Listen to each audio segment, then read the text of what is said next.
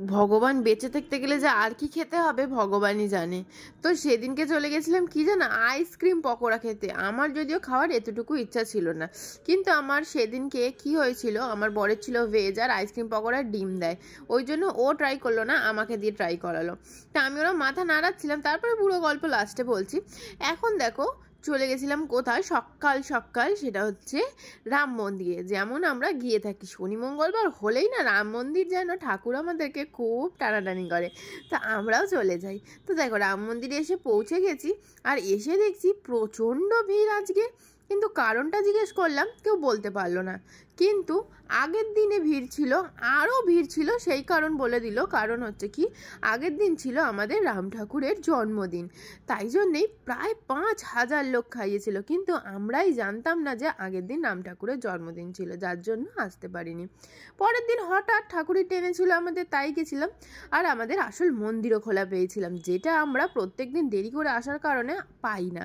প্রত্যেক দিন কি মানে যখন আসি, আর আসা মাত্রই আমার শাশুড়ি তো মানে মেন মন্দিরটা খোলা থাকা দেখে আমাদের ফেলে চলে গেছে ওখানে। আর দেখো ফুল নিয়ে সবাইকে এখান থেকে বিতরণ করছে, আমার শাশুড়িও সবাইকে বিতরণ করছে। তাই জন্য আমিও হাত বাড়ালাম ফুল নেওয়ার জন্য।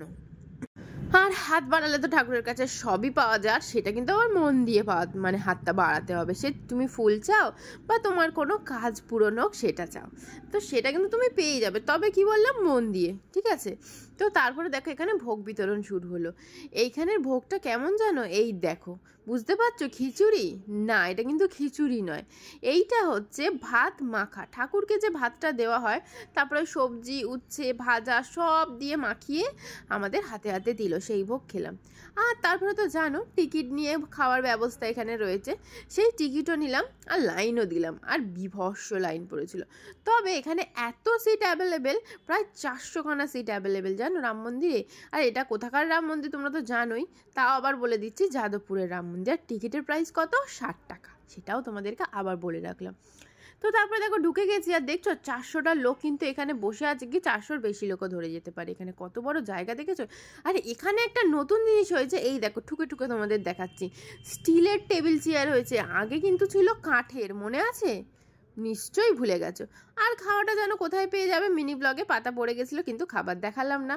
আর হাত ধুয়ে ফেললাম, আর ধুয়ে চলে গেলাম ঠাকুরের কাছে প্রণাম করতে। আর ঠাকুরের কাছে প্রণাম করে কিছু দক্ষিণাও তো দিতে হয়, তো সেই দক্ষিণাটুকু দিয়ে আমরা ঠাকুরের কাছে চাওয়া শুরু করলাম। মানে চাওয়ার তো আমার শেষ নেই জানো, একবার চাওয়া শুরু হলে আর শেষ হয় না। আমার বর দেখেছো ঘাড় উঁচিয়ে চাইছে, আর আমি কেন বাদ যাবো বলো? তা আমিও চাওয়া শুরু করলাম, আর আমার চাওয়া শুরু হলে তো শেষ হয় না, তাই আমি চেয়েই চলেছি যে ভগবান যেন আমাকে সব আশা পূরণ করে। তো মন দিয়ে চেয়েছি, পেয়ে নিশ্চয়ই যাব। আর সন্ধেবেলা তারপরে চলে গেছি দেখো এই আইসক্রিম ট্রাই করতে। আর এই আইসক্রিমটা কোথায় পাওয়া যায় জানো, এই যে দক্ষিণী, দোকানের নাম দক্ষিণী, কিন্তু জায়গা দক্ষিণী নয়, জায়গাটা হচ্ছে পাটুলিতে। তো পাটুলিতে গিয়ে বললাম চলো ট্রাই করি, আর তোমাদেরকে চলো জেনুইন রিভিউ দিই।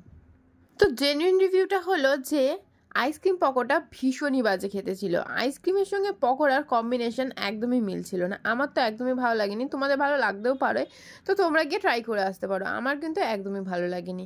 তো আমি প্রথমে খাওয়ার সময় মনে হলো একটু ভালো, তারপরে গিয়ে দেখলাম ভীষণই বাজে।